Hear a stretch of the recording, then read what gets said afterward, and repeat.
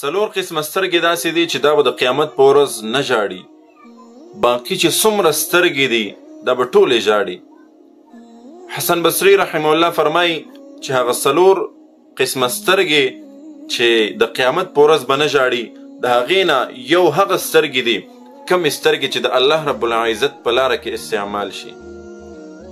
اوس موږ او تاسو سوچ وکړو چې زموږ او ستاسو سترګې د الله په لاره کې څومره استعمالیږي.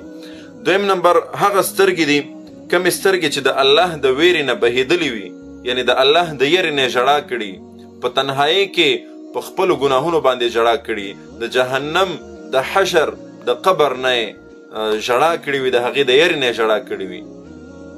په دریم نمبر هغه سترګې دي چې د الله د یېرې نه بیدارې پاتې شوي، د الله د یېرې نه شوګیرې کړي وي، شپې سبا کړي وي. په دریم نمبر هغه سترګې دي.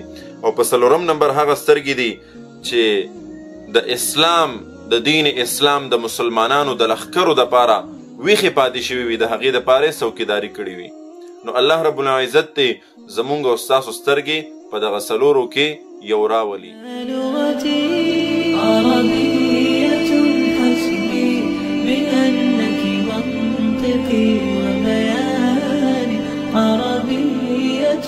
قلبي وروحي أحرفي